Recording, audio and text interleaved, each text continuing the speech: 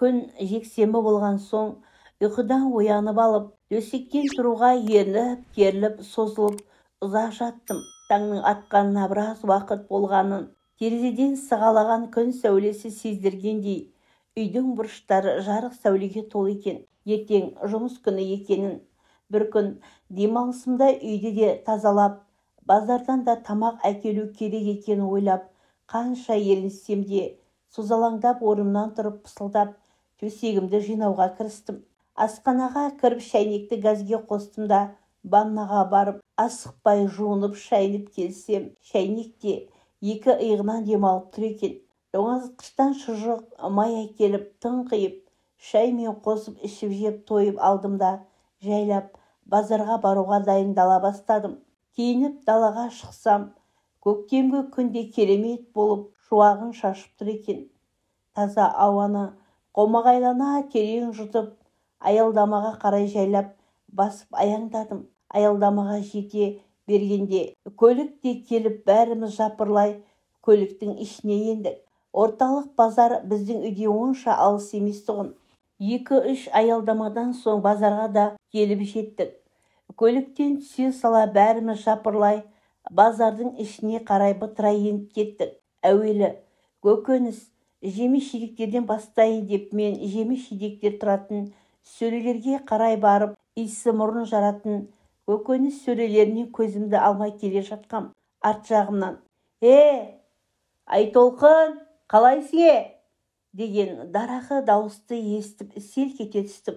Жалма-жан артыма бұрылып қарасам, түрі әбіржіп кеткен, беті әжім-әжім сұрықсыз әйел маған қарап бажырайып тұр екен. Үстінде ескі күртеше, кір-кір көйлек, аяғында Қытайдың жазда киетін резеңке тәпішкісі, аузында күрек тісі жоқ. Маған қарап арсалаңдап күлген сайын кетік тістің ар жағынан тілі жылтың-жылтың етеді. Мен таң қалып тұрып қалдым. Бажайлап қарасам, түрі таныс адам сияқты, бірақ қайдан көргенімді есіме түсіре алмай тұрғанымда: не, танымай қалдың ба? Мен Балжанмын ғой, бірге оқып едік қой деп бастырмалата айқайлап, дарақлана күліп алады. Сол кезде барып алдында тұрған әйелдің ауылдасым, әрі 10 жыл бірге оқыған сыныптасым екені есіме сарт ете түсті. Ұялған тек тұрмас деп мен де амандасып тұрмын. Ол да бастырмалатып бірдеңелерді айтып, дарақлана базарды басына көтеріп күліп қояды. Балжан ауқатты отбасында дүниеге келмесе де, ішіп, жерліктері өздеріне жетерлік толыққанды отбасында өмірге келді. Әкесі совхоздың көлігін жүргізеді. Анасы мектептің еденін жуады және өзінен кейін өмірге келген 2 сіңілісі мен 1 інісі бар. Әкесі таңертеңнен қараңғы түнге шейін совхоздың жұмысында үйге қас қарая ғана оралады. Анасы күніне 2 мезгіл мектептің еденін жуғанымен кешке үйге ертерек келетін. Келе сала сиыр сау, өрістен қайтқан малдарды суару, одан қалса кешкі ас дайындаумен түнде төсегіне түсіріне құлайтын еді. Балжан баланың үлкені төл басы болған соң ба, әлде мектепте көз алдында жарқырап жүрген қалады ма, кім білсін. Әйтеуір Балжаннан ештеңе аямай, совхоздың дүкендеріне келген жаңа тауар болса, Балжанның үстіне жапсыра беретін еді. Балжанның құрбылары жаңадан киім киіп жүрсе, соны қайдан алғанын сұрап біліп, қалайда сол киімді қалаға қостырып болса да тауып алып, Балжанға кигізіп тыным табатын еді. Балжанда қара торының әдемісі, сымбатты, бейнелі болып өсіп келе жатты. Шешесі қызына киімнің бар тәуірін кигізіп, мектепте көп қыздың ішінде ерекшеленіп жүретін қызының соңына сүйсіне қарап тұруды ұнатушы еді. Балжан сабаққа онша алғыр болмады, бірақ әдемі киіммен ерекшеленіп, құрбыларының алдында беделі асқақ болатын. Құрбылары Балжанға іштей қызыға да қызғана да қараушы еді. Өзінің бағасы іштей білетін Балжан да тек қана сабақты үздік оқитын қатарларының алды болып жүрген қыздармен ғана дос болып бірге жүруге тырысатын. Сөйтіп жүргенде бұлар да бой жетіп, жоғарғы сыныпқа жеткенде ауылдағы бозбалалардың көзіне іліне бастады. Балжанға ұрлана қараушылар, тасадан хат жазушы бозбалалар көбейе бастаған сайын Балжан да іштей өз бағасын біліп, ешкімді көзіне ілмейтіндей кейіп танытып, бірақ іштей қайсысы қандай екенін бақылап таңдау жасай бастады. Сол кезде қаладан бір бозбала ауылға достарының үйіне оқитын болып осы ауылға келді. Ауыл кішкентай болған соң жаңалық жерде жата ма? Ауылға қаладан бір бала келіпті деген әңгіме жастардың арасында желдей есіп, үй-үйге тарап кетті. Ол жаңалықты естіп, ауылдың қыздарының бәрінің құлақтары елеңдеп, жаңадан келген бозбаланы көруге асықты. Олардың қатарында Балжан сұлу да бар. Бірақ құрбылары ауыздарының суы құрып, сол баланы әңгімелеп отырғанда мән бермегенде кейіп танытып отыр. Әйтсе де жүрегі құрғыр тулап, ол қандай жігіт екен деп көргісі келіп бара жатыр. Құрбылары ол бала біреудің жалғыз ұлы екенін, әкесі қайтыс болған, тек қана анасы бар екенін, анасы қайтадан тұрмыс құрғанына байланысты бұл баланың әкесінің туыстарының қолына келіп жатқанын зулап айтып жатыр. Бәрі шулап, сол баланы әңгімелеп отырғанда Балжан ғана әңгімеге араласпай үнсіз тыңдап отырды. Бірақ бар ойы сол баланы бір көру, бір кездессе ізіне жүгіртіп қоятынына сенімі мол болып, артына қалалық жігіттің қалай жүгіргенін елестетіп, қиялға беріліп отыр. Ауылдың клубында кешке би кеші болатын еді. Кешке қарай бәрі сол би кешіне баратын болып келісіп, құрбыларымен қоштасып, бәрі үйлеріне тарқады. Балжан үйге келе сала, өзіне ұнайтын қою көк түсті кофтасы мен ақ юбкасын шығарып, кешке болатын би кешіне дайындап, шыттай қылып үтіктеп дайындап, өзі есік алдындағы душқа түсіп алуға кетті. Душқа түсіп келсе, анасы кешкі тамағын дайындап, балаларды тамақтандырып жатыр екен. Әкесі әлі жұмыстан келе қоймапты. Анасы Балжанды тамаққа шақырғанымен көңілі алабұртып, тамаққа зауқы соқпады. Бір-екі қасық жегендей ырымын жасап, бір кесе шайын апыл-ғұпыл ішті де орнынан тұрып кетіп, шашын бұйралап клубқа шығуға дайындала бастады.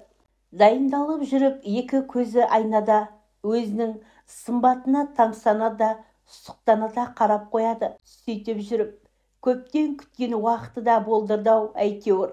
Шыттай қылып дайындалып қойған киімдерін киіп, айна алдында өз-өзіне қызығып тұрғанда анасы келіп, құрбыларының келіп тұрғанын айтты.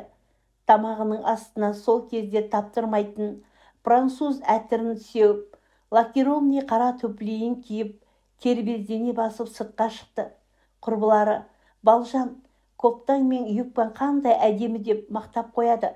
Олар мақтаған сайын Балжанды мақтаныш сезімі кернеп, өз-өзіне риза кейіппен маңғазданып тұр. Бәрі жиналып болған соң би өтетін клубқа қарай беттеді. Қыздар клубқа келсе алдында жастар жиналып үлгерген екен. Жігіттердің көзі қыздарды ішіп жеп бара жатыр. Әсіресе бозбалалардың көзі Балжанда. Жігіттердің көздерінің сұғына қыздар именіп қалса да, сездірмеуге тырысып, тездетіп ішке еніп кетуге тырысып, есікке ұмтылды. Жігіттердің өзіне сұқтана қараған сезген Балжан аздап қысылса да, сездірмеуге тырысып барынша маңғаздана түсті.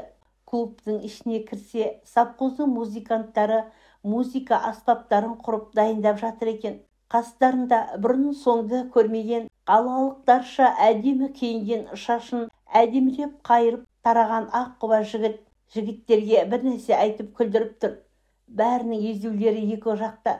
Сол жігіттің айтқандарына мәз болып күлседі.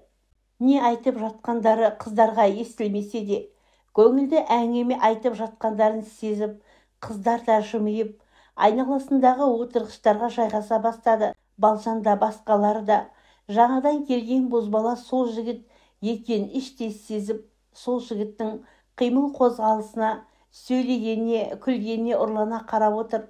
Бір уақытта жүргізуші жігіт би кешінің басталғанын хабарлап, сыртта тұрғандардың бәрі дүркірей ішке енді.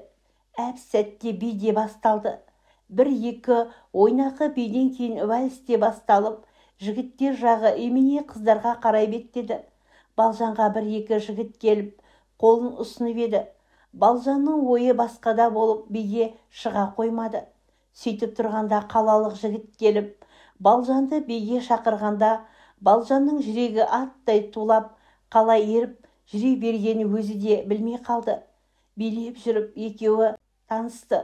Жігіттің есімі Асылхан екен. Соңғы жылын осы ауылдан оқитын болып келіп жатқанын әңгімелеп берді.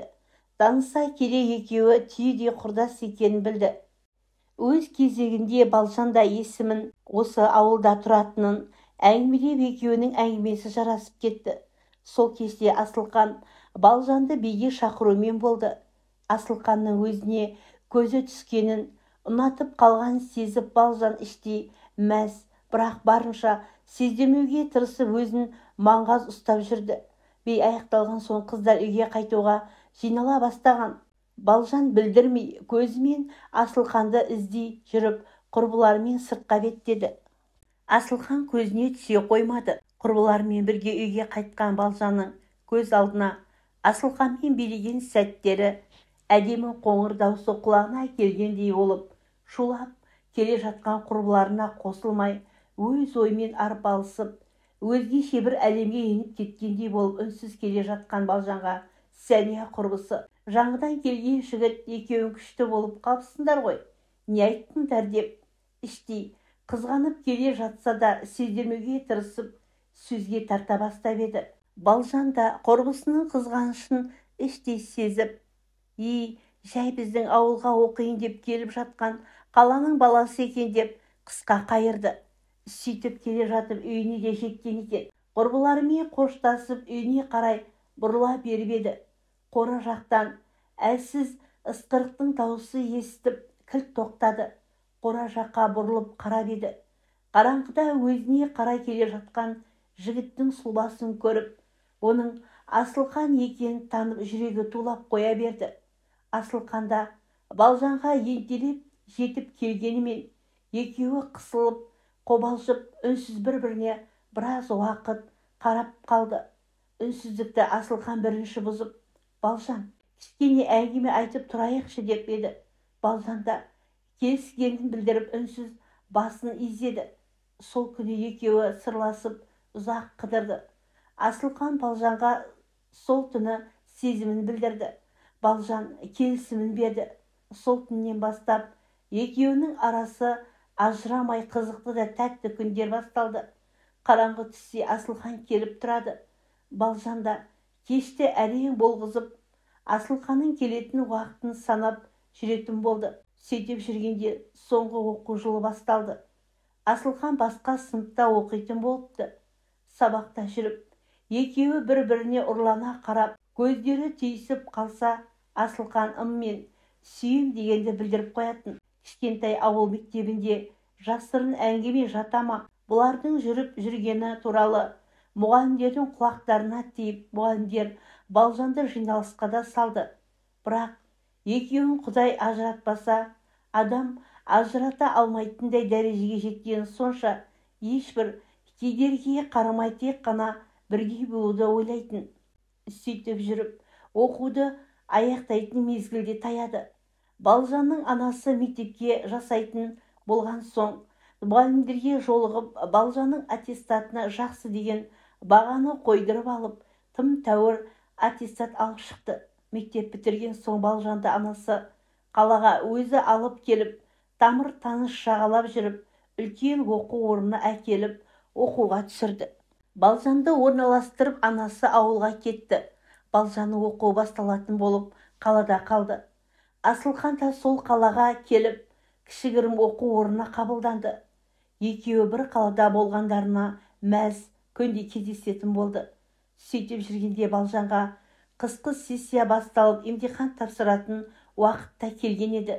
Бірақ өзіне өзі мең-зең болып, сабаққа зауқы соқпай, жүрегі айни беретін болған соң, дәрігерге барып қаралды. Дәрігердің берген анықтамасы Балжанды қуантпады. Керісінше жылап шықты. Ішінде 4 айлық бөпесі бар екен. Кешке Асылханның келетін уақытын әрең болдырды-ау. Асылхан да келді-ау. Асылханға айтып еді ол Балжанды сүйетінін, бірақ әзір үйленуге мүмкіндігі жоқ екенін, ең болмаса тойында жасап беретін адамның жоқтығын, анасының өзі өгей әкесіне қарап отырғанын айтып, тығыраққа тіреліп отырғанын айтып, азар да безер болды. Екеуі ақылдаса келе, бір көмектесе сол кісі ғана көмектесе алатынын біліп, Балжанның анасына ғана айтуды шешіп, өтірік ауырып қалды деп сылтауратып, Балжанның анасын қалаға шақыртты. Қызыма не болып қалды деп құстай ұшып келген анасы бұл хабарды естігенде есеңгіреп қалды. Жылады, сықтады. Ақыры баланы алдыртуға шешім қабылдап, ертеңгі күні Балжанды дәрігерге апарып еді. Іштегі бала өсіп кеткен деп дәрігерлер алып тастаудан бас тартты. Бұлар бастарын тауға да тасқа да соққандарымен дым шықпады.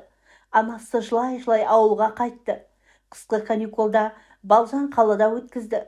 Каникул аяқталып, екінші семестр басталғанда Балжан сабағына қайта барды. Сабақ деген аты болмаса ештеңеге зауқы жоқ. Әйтеуір денесін сүйретіп барып келеді. Балжанның іші дөңгеленіп біліне бастады. Сөйтіп жүргенде анасы ауылдан қайтып келді. Келгені неге керек, баланы алдырмайтын болып, шешімге келіп тас түйін болып бекініп келген екен. Көктемге қарай Балжан босанарға таман тағы да келетінін айтып кетті. Балжанның қарсы уәж айтуға шамасы жоқ. Үндемей құтылды. Ай күні жеткенде анасы тағы ауылдан келіп, Балжанның қасында болды. Әкесі мен үйдегі балаларына Балжан ауырып қалды. Қасында болам деп кеткен екен. Әшейінде балалары ауырып қалса жаны қалмайтын әкесі бұл жолы бірдеңе сезгендей үнсіз қалыпты. Сөйтіп жүргенде түнге қарай Балжанды толғақ қысып, жедел жәрдем шақырып, анасы екеуі перзентханаға тартты. Перзентханадан 1 сағаттай бебеулеп жатып, шекесі торсықтай ұлды өмірге әкелді. Анасы мен Асылхан келіп кетіп жүрді. Бірақ анасы дәрігерлермен келісіп қойған екен. Балжанды шығаратын күні баланы алмайтыны туралы қолхат жаздырып алып, сәбиді балалар үйіне тастап, Балжанды үйге алып келді. Балжан іштей сәбиін қимаса да, алдынан кезігер проблемадан қашып іштей баладан құтылғанына да риза еді. Сөйтіп жүріп, ілдебайлап жүріп оқуында аяқтады әйтеуір. Жігіт болса, Балжаннан бұрын бітіріп жұмыс жасап жүрген болатын. Балжан оқуын бітіріп келген соң кішігерім тойларын жасап бас қосты. Бірақ екеуі де перзентханада қалған сәбилері туралы ләм-лем демейтін, іштегі шерді қозғағылары келмейтін еді. Отау құрған соң Балжан өмірге тағы 3 сәби әкелді. Сол кездерде кеңес үкіметі құлап, совхоз тарап, Асылхан жұмыссыз қалды. Күн көріс қиындай бастаған соң қалаға келіп пәтер жалдап жұмыс іздей бастады. Асылхан бір мекемеге қара жұмысқа ілігіп, айлығы аз болса да күндерін көре бастады. Балалар да өсіп, мектеп табалдырығын аттаған соң Балжан да өзіне жұмыс қарастыра бастады. Жоғарғы оқу орын бітірген соң ба әлде жол болып кетті ме, үлкен бір мейрамхананың қызметкерінің орнын ұсынылып, бірден айлығы мен күнделікті шайлығы қатар жүретін қызмет табыла кетті. Жағдайлары жақсарып, не кием, не ішем демейтін жақсы өмір басталып, кәдімгідей тұрмыстары түзеліп қалды. Қызметі жоғарылап, қарапайым қызметкерден басшылық қызметке ауысты. Қысқартуға түсіп қалған Асылханды да қасына жұмысқа тұрғызып, тұрмыстары едәуір түзеліп қалды. Жұмыстан кейін шаршағандарын басу үшін бәрі жиналып, дастархан жасап отыратын. Дастарханда Асекең екеуі қатар отырып, ахаңнан да тартынбай ішетін болды. Достар да, қолпаштаушылар да көбейіп, өмірлеріне риза еді. Сөйтіп, Асылхан екеуі ішімдікке үйір бола бастады. Тіпті ішпесе тұра алмайтын халге жетті. Күнде мереке, күнде той, өмірдің қызығы енді басталғандай болды. Бара-бара таңертең ерте тамақ ішпесе де бас жазып, алатын дәрежеге жетті. Екеуі де мас болып отырғанда перзентханада қалған балаларын айтып, бірде жылап, бірде бір-бірін кінәлап ұрсып алатын. Сөйтіп жүргенде Асылқанды жұмыста үнемі қызара бөртіп жүретін үшін жұмыстан шығарып жіберді. Ол болса жұмыстан шығарып жібергеніне қиналмастан күні бойы көшеде әркіммен бірге ішіп үйге достары сүйреп әкеліп тастайтын еді. Артынан үдете үйге келмеуді әдетке айналдырды. Балжанның де жайы мәз емес. Жұмыстан қызара бөртіп үйге әрең жететін еді. Ақыл айтатын ешкім жоқ. Ол кезде әкесі де анасы да бақилы болып кеткен еді. Бауырлары бір-бір отау құрып кеткен. Арасында екі сіңісі келіп, ақылдарын айтып кеткенмен Балжан оларды тыңдай қоймады. Ал жалғыз інісі болса үйленіп, өзіме-өзі қайын жұртының ықпалымен күн көріп жүргендіктен әпкелерімен байланысын үзген болатын. Ақыры қу арақ Балжанның да түбіне жетіп, ол да жұмыстан қуылды. Енді Асылқан екеуі бірігіп көше кезіп ішетінді шығарды. Асылқанның анасы келіп баласымен келініне бірнеше рет ұрсып кеткенімен қорытынды шықпады. Балалар қараусыз болған соң балаларды балалар үйіне алып кетейін деп жатқан естіп, Асылқанның анасы үйіне алып кетті. Балалар кеткен соң екеуіне еркіндік тиіп, бөтелкелестерін үйге жинап ішетін еді. Одан қалса екеуі көшедегі қаңғыбастармен қосылып көшеде қонып қалуды шығарды. Сондай бір кезекті отырыста ішіп отырғандар шылымын өшірмей тастап кеткен екен. Үйлері өртеніп, екеуін күйік шалып ауруханадан бір-ақ шықты. Асылқанның денесінің 80% күйік шалғандықтан оны тірі алып қалу мүмкін емес еді. Асылқанның денесін анасы алып кетіп, жылай-жылай жер қойнына тапсырды. Ауруханадан шығып барған Балжанды енесі үйіне кіргізбей қойды. Менің жалғыз ұлымның түбіне жеткен сен деп айқайлап жылап үйден қуып шықты. Содан бері Балжан көшеде кезбе қайыр сұрап, тапқанына арақ ішеді. Ішіп алып айқайлап ән айтады. Одан қалса мені күйік шалған деп әркіммен жағаласып төбелесе кететінін, оны жұрттың бәрі жынды байла деп айтатын ұзын құлақтан естіп жүруші едім. Алдында тұрған топ-тура сол Балжан екенін таныдым. Менің өзін танымағаныма мәз болып, қарным ашып тұр, асханадан тамақ алуға түйін берші деп сұраған соң, сумкамнан ақтарып қарап 500 теңгені шығарып қолына ұстата беріп ем. Қасымыздан 3 жігіт әңгімелесіп шылым шегіп бара жатыр екен. Жігіттер, шылым бар ма? Деп үшеуіне жармаса кетті. Жігіттерге де қызық керек болды білем. Осы соңғысы артымыздан ерсең анау жерге барғанда береміз деп күлкіге айналдырып кете беріп еді. Қолымнан 500 теңгені жұлып алып, 3 жігіттің артынан жыттық тәпішкесі тарпылдап қуып ала жөнелді. Мен етегі жалпылдап жігіттердің артынан жүгіріп бара жатқан Балжанның артына ұзақ қарап тұрып қалдым.